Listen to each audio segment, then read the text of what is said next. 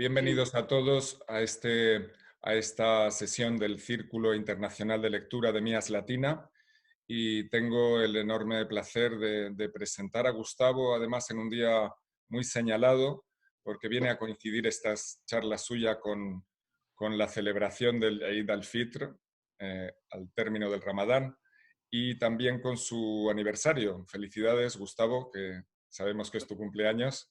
muchas gracias. Sí, justo, Así que un gusto que compartas un momento tan especial con nosotros. Bien, y para presentar a Gustavo brevemente, deciros que es tal vez la figura más eminente en la difusión de los estudios sobre Ibn Arabi en América Latina, especialmente en el Cono Sur.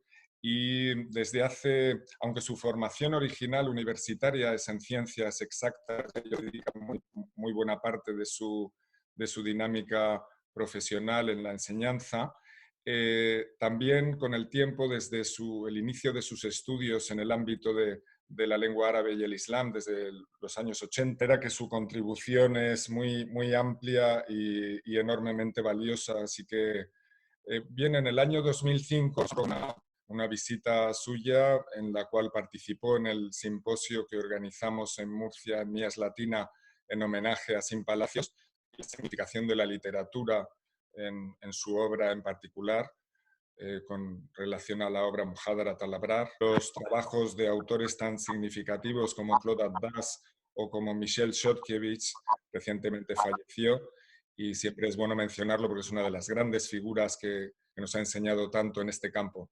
En el Centro de Estudios Islámicos ha desarrollado una intensísima labor.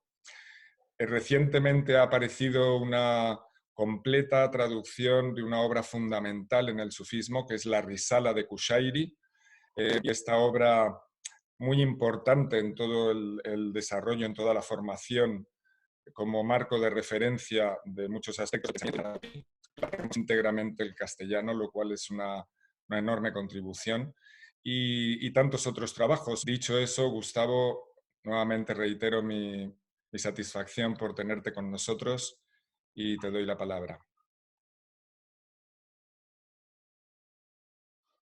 bueno, vamos a hablar hoy de una obra pequeña de Ben Arabi, el Kitab Nasab al-Jirka, o sea, el libro de la genealogía de la Jirka. La Jirka eh, es, digamos así, el manto del sufismo. Originalmente la palabra significa un andrajo, un harapo, y es, digamos, la señal externa de asumir la condición de la indigencia existencial ante Dios, el faqr, la pobreza. Y se ha convertido con el tiempo, digamos, en una vestimenta exterior, ¿no? Que en este caso especial, Ibn Arabi lo vincula con la consagración de algún discípulo para a su vez enseñar a otros, o cuando alguno ha llegado a completar su educación espiritual, su tarbía. Claramente por varias, digamos, referencias del texto, esta obra pertenece al periodo oriental de Ben Arabi. Hay una sola fecha en el texto que es 1205, pero evidentemente esta obra de Ben Arabi pertenece, digamos, a su estancia en Oriente, probablemente a los últimos quizás 20 años de su vida.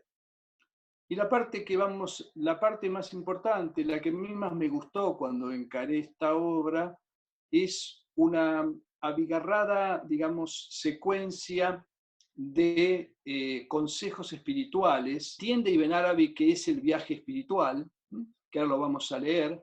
Luego define qué es la jirka, o sea, qué es para él la vestimenta verdadera, en función de una especial interpretación que hace del texto, de un pasaje del texto coránico, en donde se refiere que Dios le ha revelado al hombre la vestimenta para que cubra sus vergüenzas, y añade a continuación, pero la vestimenta de la piedad es aún mejor. Entonces, a partir de digamos, de ese texto coránico, desarrolla todo un simbolismo de una vestimenta externa y una vestimenta interna. Y que toda vestimenta tiene dos funciones. Una función primaria de la vestimenta es proteger el cuerpo y guardar las vergüenzas, digamos. Y otro objetivo de la vestimenta es adornarse, es el ornato exterior, porque la vestimenta también lleva adornos, de alguna manera, que distinguen a la persona y la muestran a los demás.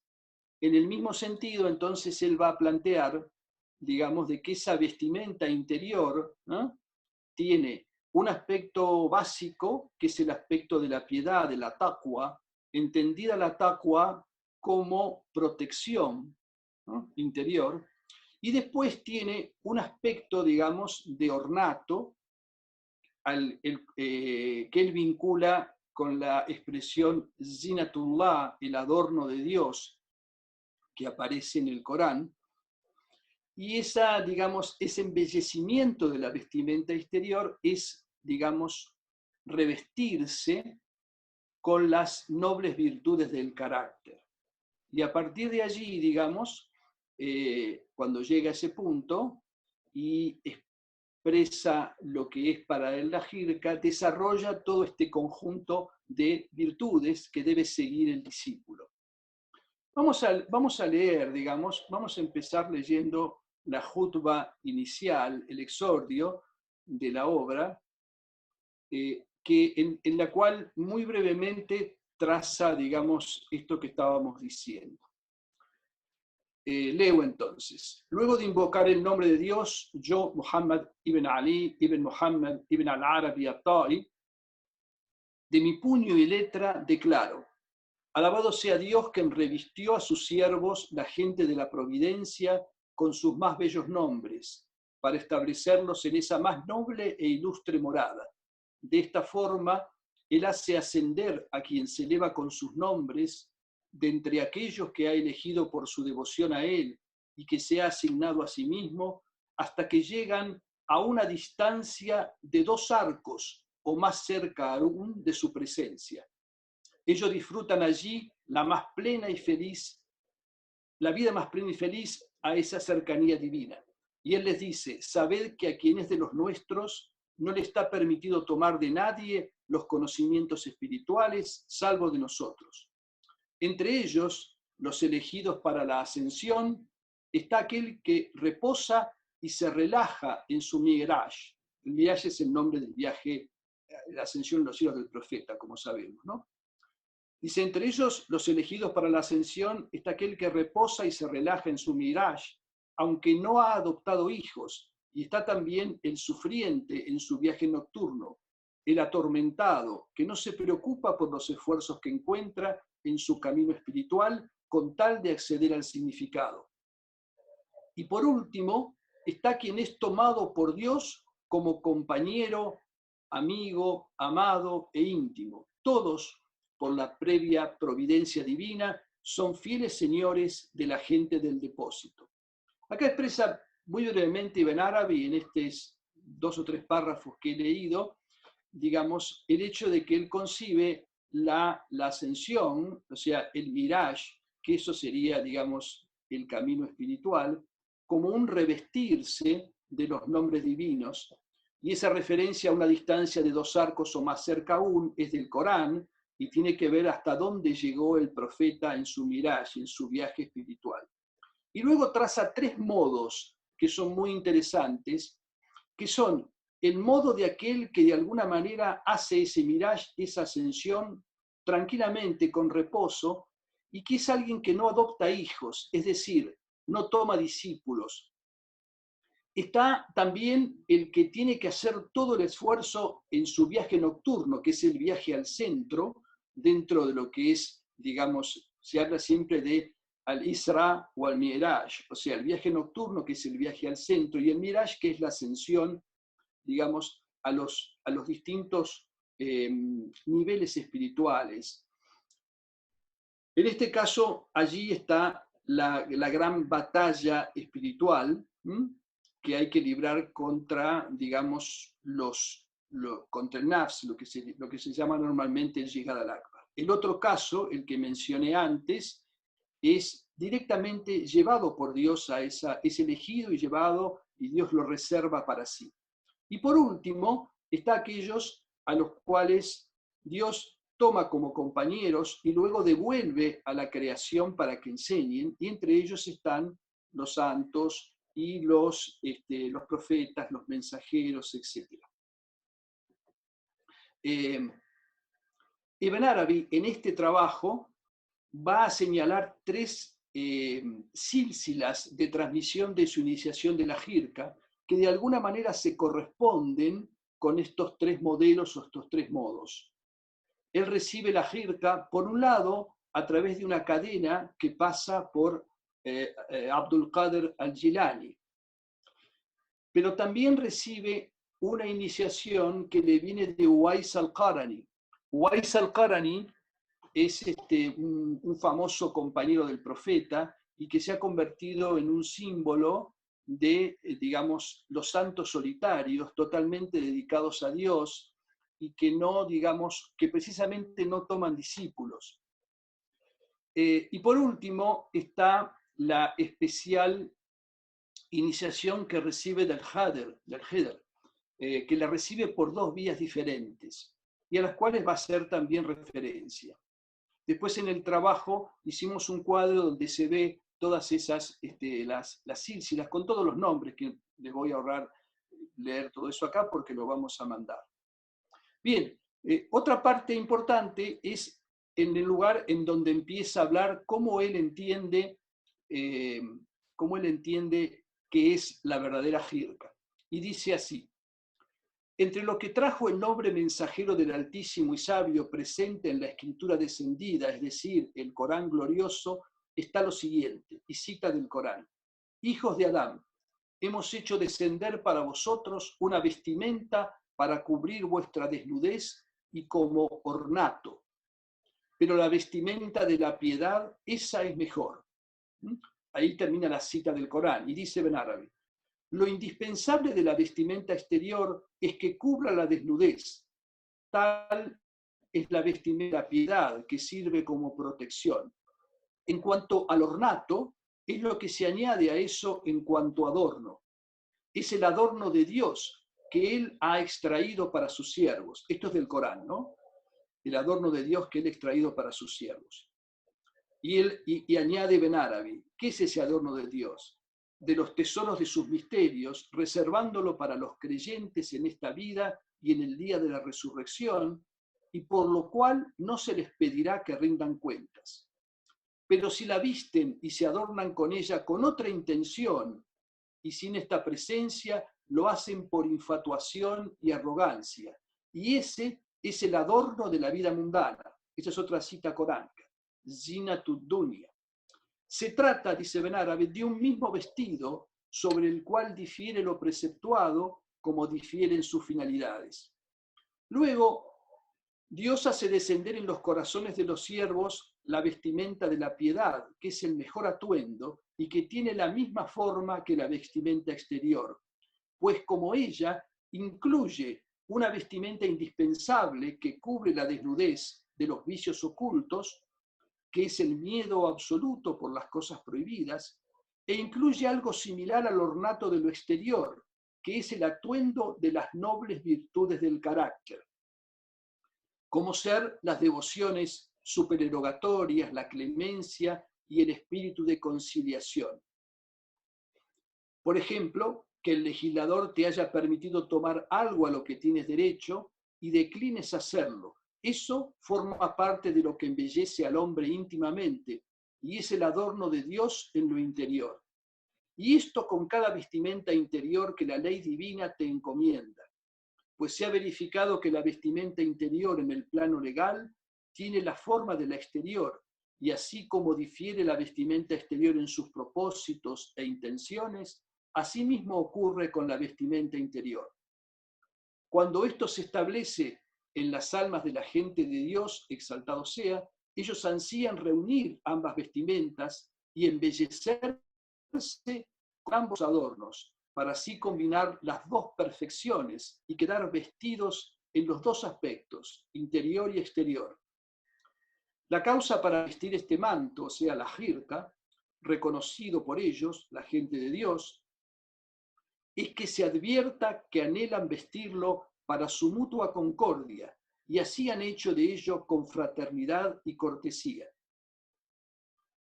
El origen de esta vestimenta, en mi opinión, según lo que Dios ha depositado en mi profundo interior y ha insuflado en mi corazón, es que el real se viste con el corazón de su siervo, pues dice: no me contienen mi tierra ni mi cielo, pero me contiene el corazón de mi siervo creyente.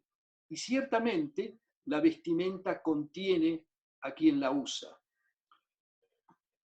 Acá, digamos, en esta parte, aparte de hablar de las distintas vestimentas exterior e interior, y definir a la jirka, sobre todo, algo que va a repetir luego, como suhba, es decir, confraternidad con el maestro y con los condiscípulos, y adab, esto es la cortesía espiritual y digamos, las buenas maneras en todos los aspectos, exteriores e interiores. Y esto último, que él dice que lo recibe como inspiración, interpreta ese Hadith Qudsi, que es bastante conocido, en donde Dios dice: no me contienen mi tierra ni mi cielo, pero me contiene el corazón de mi siervo creyente. Y dice: lo que esto significa es que el corazón de creyente que se ha engalanado con mis nombres, es mi vestimenta. O sea, Dios se viste con el corazón del creyente y la vestimenta contiene al que la viste. Y eso es lo que significa este hadiz. Bien, luego de esto nos salteamos algunas cositas y vamos. Hay otra parte acá que es muy interesante, porque tiene que ver cómo entiende Ibn Arabi esto de transmitir la jirka, o sea, de transmitir esta vestimenta. Y dice así: nosotros lo vestimos, el manto iniciático, de manos de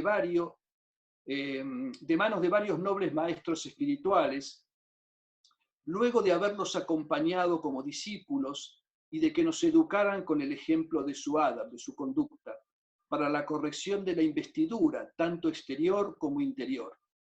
No obstante, mi doctrina, en lo que se refiere a la investidura del aspirante en la educación espiritual, es diferente a la que se practica hoy día. Consiste en que el maestro espiritual observe profundamente el estado, cualquiera sea este, en que se encuentra el discípulo al que quiere investir con el manto iniciático, y entonces el sheikh se viste con ese mismo estado hasta realizarlo plenamente sumergiéndose en él. Entonces, el poder de ese estado se impregna en la vestimenta que porta el maestro, quien despojándose de ella se la coloca al murid.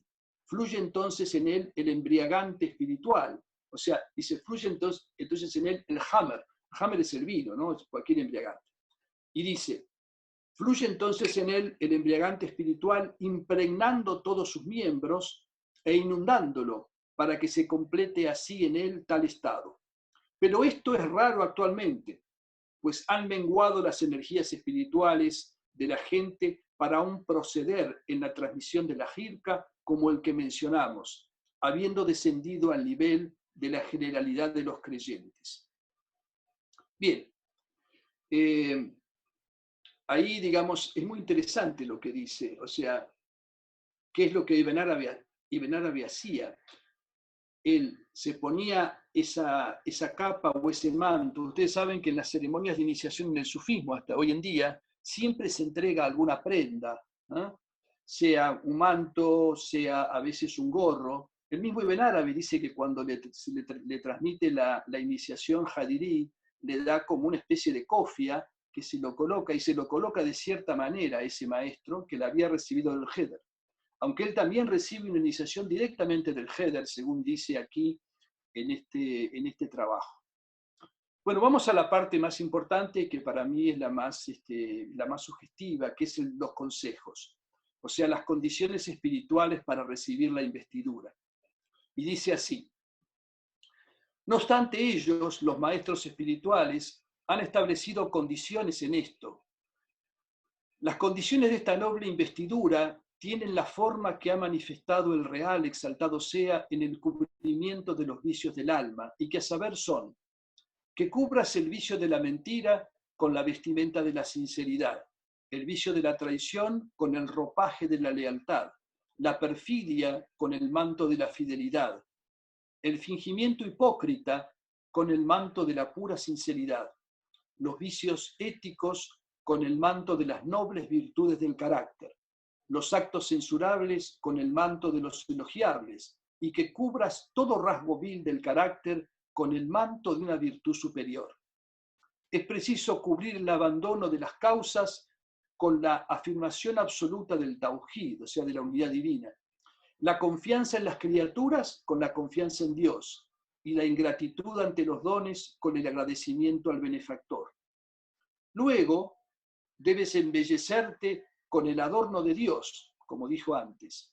Hasta aquí está hablando de esta vestimenta de la taqwa, o sea, cubrir las vergüenzas. Ahora hay que embellecer exteriormente esa vestimenta.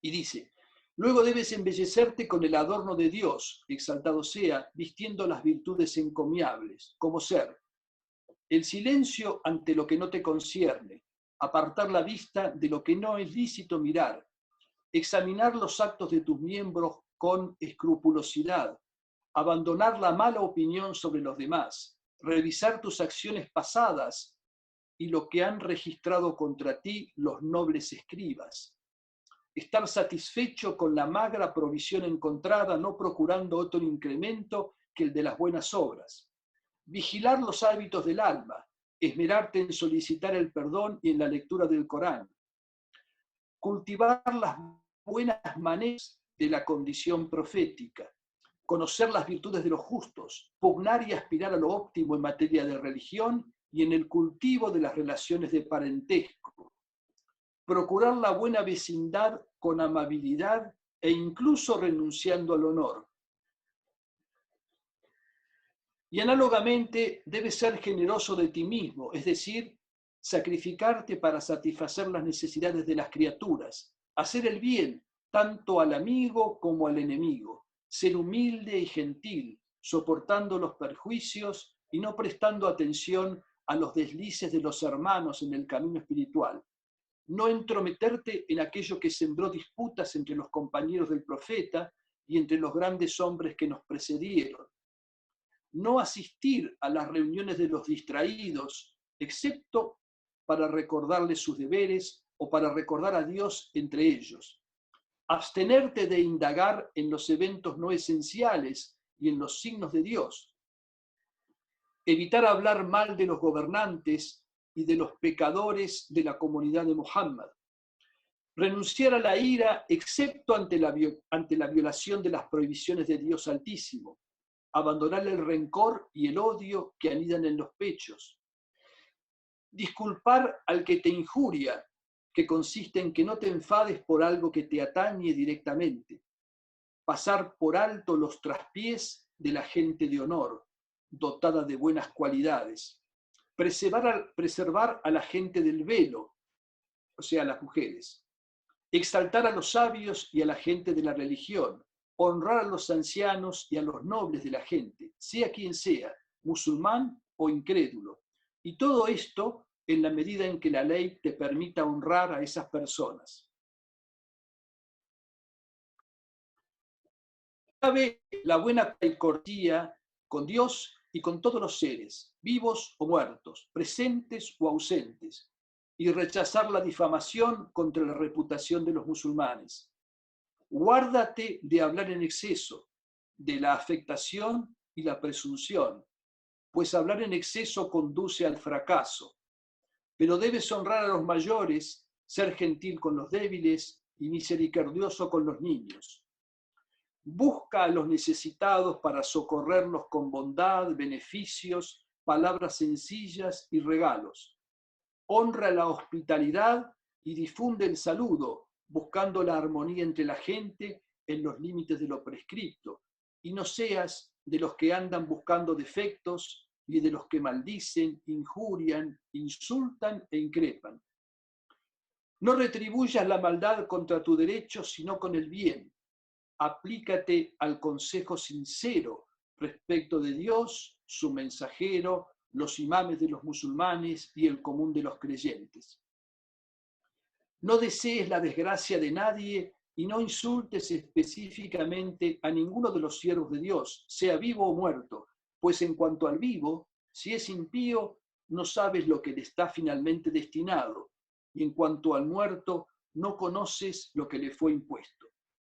No reproches a la gente pasional por sus pasiones. No pretendas la autoridad y el liderazgo sobre nadie, ni le impongas por la fuerza a tus hijos que estén a tu servicio. Guárdate de permitir que la gente mancille tus oídos transmitiéndote lo que te perjudica a ti o a otro. Ama a los creyentes, a todos ellos, malos o buenos, por su amor a Dios y a su mensajero, y no los detestes porque te detesten a ti o a otro que Dios y su mensajero. Esto me fue recomendado por el mensajero de Dios durante un sueño. Una persona había calumniado a mi sheikh y lo odié por ello. Entonces vi al mensajero de Dios en un sueño preguntándome, ¿por qué odias a fulano? Y le respondí, porque detesta a mi sheikh y lo calumnió. El profeta me dijo entonces, ¿no sabes que él ama a Dios y a su mensajero? Sí, le respondí. Y dijo, ¿y entonces por qué no lo amas por el amor que me profesa en lugar de detestarlo porque detesta a tu sheikh? Mensajero de Dios, le respondí, desde este mismo momento lo haré así. Qué excelente maestro. Este sueño que dice, cuando dice que no hay que, digamos, odiar a nadie, sino que hay que amar a todos, sobre todo los que aman a Dios y a su profeta, y dice que tuvo, digamos, una persona había calumniado a mi sheikh y lo odié por ello. Entonces vi al mensajero de Dios en un sueño preguntándome, ¿por qué odias a fulano? Y le respondí, porque detesta a mi sheikh y lo calumnió. El profeta, Dios lo bendiga y le dé la paz, dijo, ¿no sabes que él ama a Dios y a su mensajero? Sí, le respondí. Y dijo, entonces, ¿por qué no lo amas por el amor que me profesa en lugar de detestarlo porque detesta a tu sheikh? Mensajero de Dios, le respondí, desde este mismo momento lo haré así. Qué excelente maestro eres. Me has prohibido algo de lo cual no me había percatado. No te alegres por lo que se difunda entre la gente sobre tu reputación, aunque la merezcas, pues aunque la poseas, ¿sabes acaso si permanecerá contigo o serás despojado de ella? No te diferencies de los creyentes con raras virtudes encomiables que se conozcan de ti, salvo que seas de aquellos cuyo ejemplo debe seguirse. No manifiestes humildad exteriormente inclinando tus hombros y tus miradas hacia el suelo, excepto que tengas eso mismo en tu interior. No aspires a la abundancia en el mundo. No prestes atención al desconocimiento de quien ignora tu valía. Más aún, no cabe que tengas ante ti mismo ninguna valía. No anheles que la gente escuche con atención y en silencio tus palabras, y no te alteres por respuestas que te contraríen. Muéstrate paciente con Dios y en Dios. Persevera pacientemente, esto es una cita del Corán, ¿no? Persevera pacientemente en la compañía de quienes invocan a su Señor mañana y tarde, anhelando su rostro, y no apartes tu vista de ellos, deseando el ornato de la vida mundana. No obedezcas a aquel cuyo corazón distrajimos de nuestro recuerdo y que sigue sus pasiones, conduciéndose con insolencia. Di, la verdad proviene de nuestro Señor. Quien quiera, pues, que crea, y quien no, que descrea. Ahí termina la cita del Corán. Trate de injuriar a los ricos por su avaricia o a los hijos del mundo cuando rivalizan por él, y no codicies lo que poseen. Suplica el bien para los reyes y los que detentan la autoridad, y no los maldigas, aunque sean tiranos opresores. Combate a tu nafs, a tu ego, y a tus pasiones, porque son tus mayores enemigos. No asistas ni recorras con frecuencia los mercados. Abstente de llevar tus necesidades a los líderes de la religión. Abandona el testimonio contra la gente de la qibla cuando se trate de algo que puede apartar al oyente de ella. Evita la discusión sobre aquello que dividió a los compañeros e incluso sobre los muertos en general, pues ellos han alcanzado lo que procuraban y abandonan las disputas sobre el Corán y la predestinación. No asistas a las reuniones de los apasionados y los partidarios de ofensivas innovaciones en el DIN, ni a las tertulias de los reyes. Debes extraer la codicia, la envidia y la vanidad del corazón y eliminar esas cualidades de todo lo que no sean sus ámbitos prescriptos. Sé parte de la comunidad, pues el lobo se come a la oveja solitaria. Guárdate del apresuramiento en tus asuntos, excepto en 5 cosas: en la oración prescripta, haciéndola en su primer momento; en realizar la peregrinación apenas tengas la posibilidad; en servirle la comida al huésped antes de conversar; en la preparación del muerto para su entierro; y en casar a la hija virgen cuando ha alcanzado la madurez. Esfuérzate en aconsejar bien a los siervos de Dios, ya sea musulmán, impío o idólatra, haciéndolo con sabiduría y diplomacia. Cercena las causas de la distracción y vela por el cumplimiento de las 5 oraciones y el perfecto embellecimiento de su forma. Pídele cuentas a tu alma y abandona la ignorancia, procurando el conocimiento y siendo favorable a quien lo procure. Arrepiéntete de la negligencia y el descuido al lograr el bien, y apártate con repugnancia de las pasiones y de la morada de la ilusión. Afírmate en la convicción de que tu alma es algo aborrecible, pues ella, según afirman los hombres de Dios, genera toda ocurrencia censurable. Rechaza y repara las injusticias, purifica la alimentación, esfuérzate por superar la animosidad, pues Dios reconciliará a sus siervos el día de la resurrección. Anula la duda, pero sé siempre precavido y que tu temor y preocupación solo sean por Dios. Ama y odia solo por Dios. Muestra tu amor por la familia del mensajero y cultiva la íntima amistad de los justos. Llora con frecuencia por amor a Dios e implórale, suplicándole noche y día. Apártate del camino de las comodidades y el bienestar. Somete humildemente todo estado a Dios. Vigila y combate la melancolía y la amargura de la vida, pensando en lo que te corresponde agradecer las mercedes y al benefactor por aquello con lo que te ha agraciado, y que la meta sea Dios en cualquiera de tus estados. Ocúpate de la ayuda mutua en la virtud, en la piedad. Auxilia al oprimido, responde al que clama pidiendo socorro, apoya al afligido y disipa las penas del desgraciado.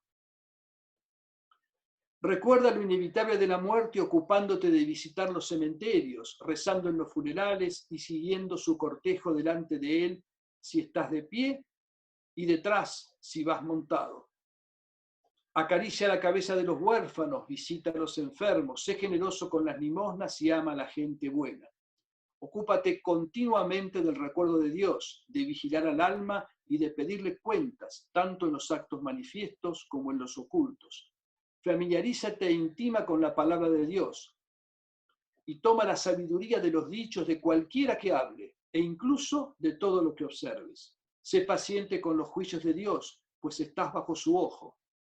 Da preferencia a la orden de Dios y entrégate a todo aquello que te acerque a Él. Dedica toda tu energía a obtener el amor de Dios y su ridwan, su satisfacción. Te cabe estar complacido y tener fe en el decreto, en la predestinación, ¿no? Pero no así en toda cosa decretada, sino solo en su decreto, y recibir lo que proviene de Dios con alegría. Ocúpate de lo más importante del momento. Procura el paraíso con ardiente anhelo, pues es la morada de la visión. Haz por la gente contra tu propia alma, porque cuando la contrarías se beneficia. Da precedencia a quienes Dios Altísimo y su mensajero dieron precedencia, y posterga a quienes Dios Altísimo y su mensajero pospusieron. Ahora bien, y termina, ¿no? Si te has vestido con estos ropajes de virtud, ello te amerita sentarte al frente de las asambleas ante Dios Altísimo y hacer de la gente de las primeras filas, pues estas son las ropas de la gente de la piedad, que es la mejor vestimenta. Esfuérzate, pues, para que estas sean tus ropas, o al menos la mayoría de ellas, ya que en esto coincide la comunidad de la gente del camino.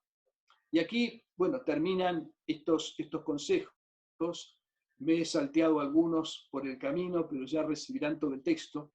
Luego, a continuación en la obra, da cuenta de la genealogía de las